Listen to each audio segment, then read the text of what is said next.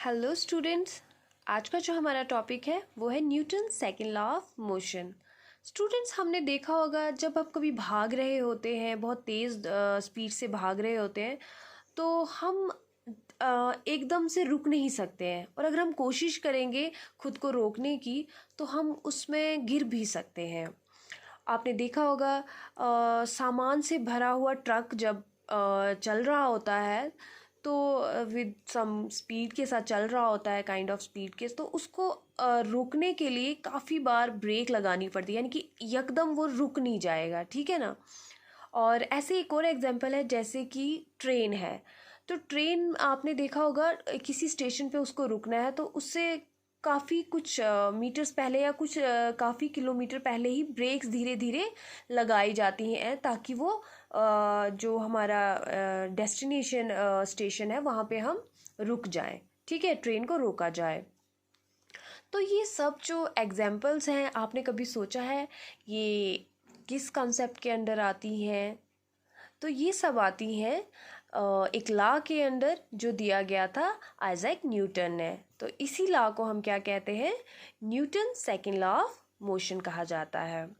तो Newton second law of motion को पढ़ने के लिए हमें सबसे एक ख़ास कंसेप्ट है पढ़ना पड़ेगा, जिसका नाम है मोमेंटम। जी हाँ, हमें मोमेंटम को पहले पढ़ना पड़ेगा। तो हम कह सकते हैं कि मोमेंटम के बिना Newton second law of motion is just incomplete. तो चलिए सबसे पहले हम मोमेंटम को डिटेल्स में पढ़ते हैं। तो चलिए देखते हैं पहले मोमेंटम होता क्या है। It is the quantity which measures the amount of motion in the body. यानी कि मोमेंटम क्या होता है कि एक ऑब्जेक्ट में या एक बॉडी में कितना मोशन है, ठीक है, अमाउंट ऑफ मोशन, ठीक है, उसमें कितना मोशन है उसको मेजर करने के लिए जो क्वांटिटी है उसको हम मोमेंटम कहते हैं, ठीक है। यानी कि उस ऑब्जेक्ट में कितना अमाउंट ऑफ मोशन है उसको डिनोट जो किया जाता है वो मोमेंटम क्वांटिटी से किया जाता है। जैसे कि हम चल रहे हैं, वॉक कर रहे हैं, एक गाड़ी मोशन में है, या हम भाग रहे हैं, तो ये सब चीज़ें जो है उस वक्त उनमें कितना मोशन है, ठीक है। यानी कि अगर हम जब चल रहे हैं तो हमारी बॉडी में कितना अमाउंट ऑफ मोशन है, इसे हम मोमेंटम कहेंगे, ठीक है। इसको मेजर करने के लिए जो क्वांटिटी है उसे हम मोमेंटम कहेंगे, ठीक है। एक कार मूव कर रही है, मोशन में है, तो उसमें कितना अमाउंट ऑफ मोशन है उसको हम जो डिनोट करते हैं जिस क्वांटिटी से, उसको हम मोमेंटम कहते हैं। इसको डिनोट किया जाता है स्मॉल p से, यानी कि हम रिप्रेजेंट करते हैं मोमेंटम को स्मॉल p से। मोमेंटम को अच्छे से समझने के लिए चलिए हम कुछ एग्जांपल्स लेते हैं।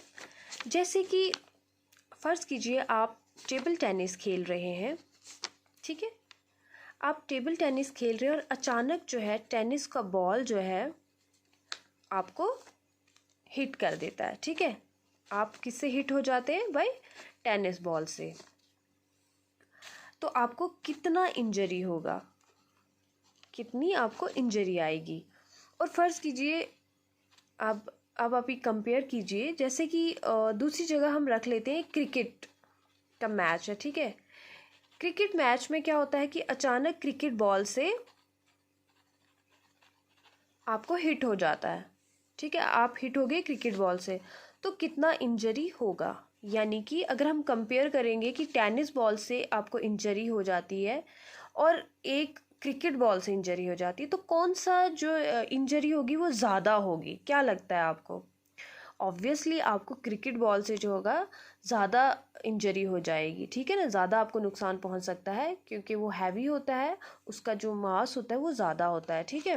यानी कि वो भारी होता है तो हमें उससे ज़्यादा लगती है, और टेनिस बॉल जो थोड़ा हल्का होता है उससे हमें कम लगती है। तो इससे हम क्या कंक्लूजन पे आते हैं, इस एग्जाम्पल से हम क्या कंक्लूजन पे आते हैं कि objects which have less mass, they have less momentum। तो यहाँ से हमने क्या समझा कि वो ऑब्जेक्ट्स जिनका लेस मास होता है उनका लेस मोमेंटम होता है, ठीक है। यानी कि उनमें जो अमाउंट ऑफ मोशन है वो लेस है, ठीक है। ये हमने इस एग्जाम्पल से समझा। यानी कि हम कहीं पे टेबल टेनिस बॉल से अगर हिट हो जाते हैं या तो क्रिकेट बॉल से हिट हो जाते हैं, तो दोनों में से किस में ज़्यादा इंजरी होगी? ऑब्वियसली क्रिकेट बॉल से। तो यहाँ हमने क्या देखा कि कंक्लूजन जो हमने यहाँ से निकाला, निचोड़ जो हमने इस एग्जाम्पल से हमने समझा कि यानी कि वो ऑब्जेक्ट जिनका लेस मास होता है, यानी कि टेबल टेनिस का जो टेबल टेनिस बॉल था उसका लेस मास है, तो इसीलिए उसमें क्या है, लेस मोमेंटम है, अमाउंट ऑफ मोशन जो है वो कम है, तो इसीलिए क्या हो गया, लेस इंजरी हो गई। तो आपको समझने के लिए मैंने एक छोटा सा ये बनाया है जिससे आपको पता लगे। यानी कि टेनिस बॉल से लेस मास है तो लेस मोमेंटम और लेस इंजरी, ठीक है। क्रिकेट बॉल से उसका ज़्यादा मास है, ज़्यादा मोमेंटम है, उसमें ज़्यादा मास तो ज़्यादा मोमेंटम और ज़्यादा इंजरी हुई। यानी कि जो हमारा मोमेंटम है, यहाँ से हम ये कंक्लूड कर सकते हैं एक कि मोमेंटम जो होता है वो डायरेक्टली प्रोपोर्शनल है मास के लिए, ठीक है, directly proportional to mass of object, ठीक है।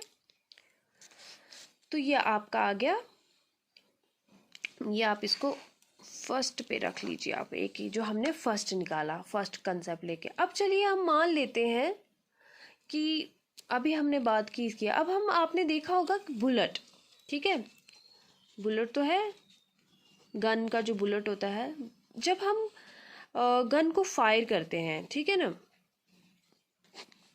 जब वो फायर करता है तो क्या होता है, बहुत ज़्यादा इंजरी होती है कि नहीं। जैसे कि आपने देखा होगा बुलेट तो बहुत छोटा होता है, मास में बहुत छोटा होता है, लेकिन जब वो फायर करता है तो उससे ज़्यादा इंजरी होती है कि नहीं। अगर मैं इसको कंपेयर करूं क्रिकेट बॉल के साथ, तो क्रिकेट बॉल तो इससे बड़ा था, ठीक है ना। अगर हम बुलेट के और क्रिकेट बॉल के मास को देखें तो क्रिकेट बॉल का मास ज़्यादा है, लेकिन उससे ज़्यादा इंजरी हुई। लेकिन अगर हम बुलेट से फायर करते हैं तो उससे ज़्यादा इंजरी होती है, इवन क्या हो सकता है कि डेथ भी हो सकती है किसी की, ठीक है ना। लेकिन इसका मास तो कम था, तो that means there is something else जो हमने मिस कर दिया, ठीक है। दैट मीन्स यहाँ से हमें क्या पता चला, अब यहाँ से हमने क्या कंक्लूजन निकाला, इस एग्जाम्पल से हमें ये लगा कि यस यहाँ पे कुछ और है, और वो क्या है, दैट इज वेलोसिटी। यहाँ पे क्या है, वेलोसिटी है। यानी कि हमने यहाँ से क्या कंक्लूड किया, तो यहाँ से हमने क्या कंक्लूड किया, जितनी ज़्यादा वेलोसिटी है, यानी कि जो हमारा जितनी ज़्यादा वेलोसिटी थी, ठीक है, उतना ज़्यादा क्या हो गया, उतना ज़्यादा मोमेंटम है, और जितना ज़्यादा मोमेंटम उतना ज़्यादा मोशन और उतनी ज़्यादा इंजरी हुई, ठीक है। तो यहाँ पे हमें एक और पॉइंट मिल गया कि, तो हमने इससे क्या देखा, यानी कि जितनी ज़्यादा वेलोसिटी है उतना ज़्यादा मोमेंटम है, यानी कि उतना ज़्यादा मोशन था, ठीक है, तो उतनी ज़्यादा ही इंजरी हुई। तो हमें इस एग्जाम्पल से हमने क्या कंक्लूड किया कि मोमेंटम यहाँ पे डायरेक्टली प्रोपोर्शनल है वेलोसिटी के, यानी कि जितनी ज़्यादा वेलोसिटी है उतना ज़्यादा मोमेंटम है, ठीक है। जितना ज़्यादा मोमेंटम वेलोसिटी होगी उतना ज़्यादा मोमेंटम होगा, ठीक है, उतनी ज़्यादा मोशन होगा, ठीक है। तो अगर मैं फर्स्ट वो एग्जाम्पल लूँ, पहले हमने देखा था मोमेंटम जो है डायरेक्टली प्रोपोर्शनल है मास का, दैट मीन्स डायरेक्टली प्रोपोर्शनल का यहाँ पे ये मतलब होता है कि यानी कि अगर आपका वेलोसिटी बढ़ रही है, इंक्रीज हो रही है, तो आपका मोमेंटम भी बढ़ेगा। अगर आपका मास बढ़ रहा है तो मोमेंटम भी बढ़ेगा। तो अगर हम दोनों इक्वेशंस को, दोनों ही मैं कंक्लूजन्स को लिखूंगी तो इस तरह से लिखूंगी, momentum is directly proportional to mass into velocity, ठीक है। यानी कि जब मास बढ़ेगा तो मोमेंटम भी बढ़ेगा, वेलोसिटी बढ़ेगी तो मोमेंटम भी बढ़ेगा, ठीक है। डायरेक्टली प्रोपोर्शनल का यही मतलब होता है, ठीक है। तो मास को हम m से रिप्रेजेंट करते हैं, वेलोसिटी को v से। तो हमारा मोमेंटम जो हो जाएगा किसके बराबर आ जाएगा, equal to m into V. तो ये जो इक्वेशन है ये बहुत ज़्यादा इम्पॉर्टेंट है, ठीक है, बहुत ज़्यादा इम्पॉर्टेंट है। तो ये आपको याद रखना है, जो हमारा मोमेंटम जो है इस किसके बराबर है, product of mass and velocity के। तो जैसे मैंने यहाँ पे लिखा है, तो आपको समझ आ गया होगा कि जो ये इक्वेशन है ये किस तरह से ड्राइव हुई, ठीक है। अब आपको पता चल गया होगा, मैंने एग्जांपल्स आपको लेके दिखा दिए हैं कि जो हमारा मोमेंटम है वो किसका प्रोडक्ट है, मास और वेलोसिटी का, जो मैंने यहाँ लिखा भी है, ठीक है। स्टूडेंट्स, अगर आपको मतलब रिटर्न में चाहिए तो आप ये इसका स्क्रीनशॉट ले सकते हो, क्योंकि मैंने समझाने के लिए आपको वैसे समझा दिया था। तो अगर आपको रिटर्न में भी चाहिए तो ये यहाँ पे एग्जांपल्स भी हैं, सेम मैंने वही एग्जांपल्स यहाँ पे लिखी हैं जो आपको समझाया है। तो चलिए अब हम रिलेट करेंगे मोमेंटम को Newton second law of motion के साथ।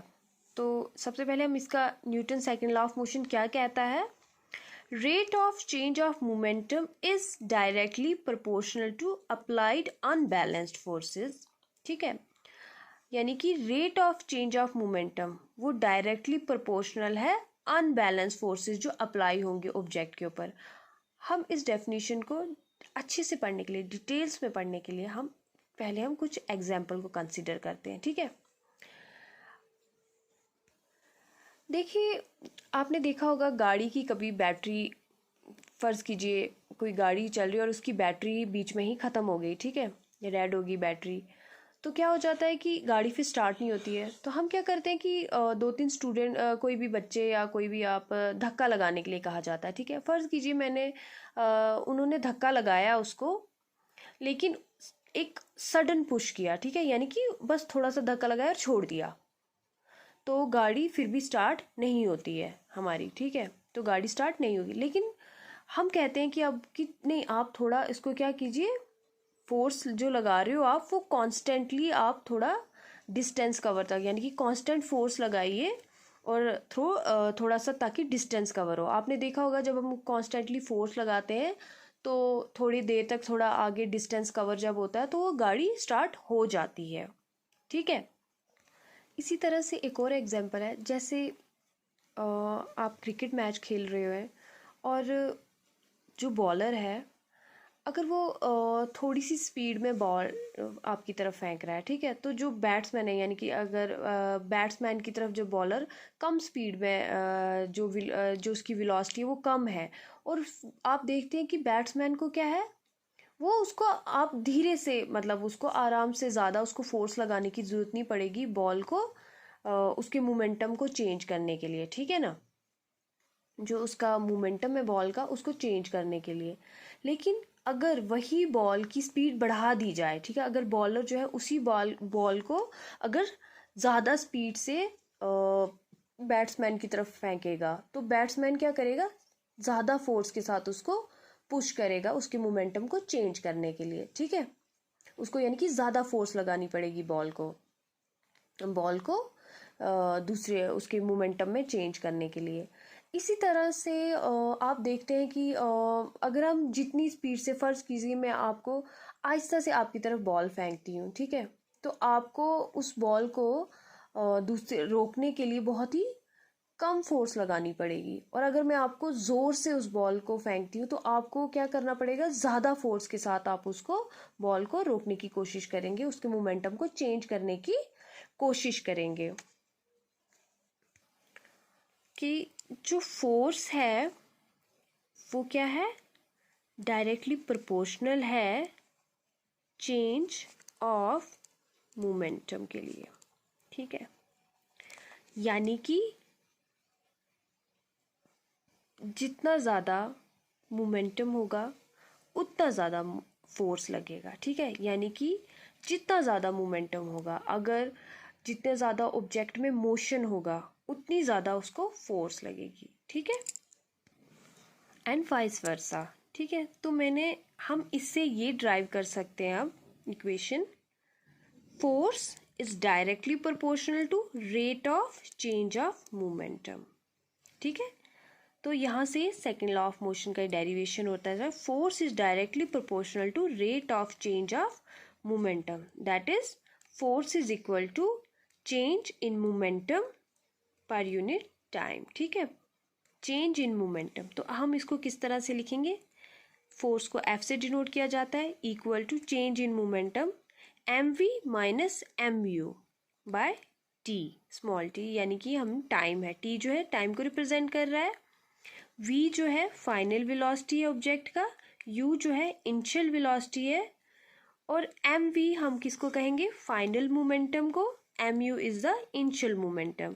तो जब हम mv माइनस mu करेंगे तो ये हमें क्या दे देगा, चेंज इन मोमेंटम। ठीक है, तो ये हमारा Newton second law of motion भी हो गया। होपफुली आपको समझ आ गया होगा, तो आप इसका स्क्रीनशॉट ले सकते हैं। तो स्टूडेंट्स, अभी तक हमने मूविंग ऑब्जेक्ट्स के बारे में पढ़ा, उनकी मोशन। तो अगर कोई ऑब्जेक्ट रेस्ट में है तो उसका मोमेंटम क्या होगा, तो चलिए इसको हम कैसे ड्राइव करेंगे। Let an object with mass m is in state of rest. फर्ज कीजिए कि कोई ऑब्जेक्ट है जिसका मास m है और वो रेस्टिंग पोजीशन में है। अब जैसे रेस्टिंग पोजीशन में है तो यानी कि वो मोशन में तो नहीं है, तो दैट मीन्स v जो वेलोसिटी होगी वो क्या है, 0 है। तो चलिए हम मोमेंटम का जो इक्वेशन है, फॉर्मूला है, वो कैसे, m इंटू वी। तो इस तरह से आप इसमें वैल्यू डालिए, m हमने मास जो लिया था ऑब्जेक्ट का, मल्टीप्लाई 0, यानी कि वेलोसिटी उसकी 0, यानी कि वो रेस्टिंग पोजीशन में है ना। तो m इंटू 0, किसी चीज़ को भी हम 0 के साथ मल्टीप्लाई करेंगे तो वो 0 हो जाता है। तो हमारा मोमेंटम जो है वो 0 निकलता है। अगर कोई ऑब्जेक्ट रेस्टिंग पोजीशन में है यानी कि वो मोशन में नहीं है तो उसका मोमेंटम क्या होगा, 0 होगा। ठीक है, तो ये भी था, ये आपको समझ आ गया होगा बच्चे से। तो इसके क्वेश्चंस है जो हम नेक्स्ट में करेंगे।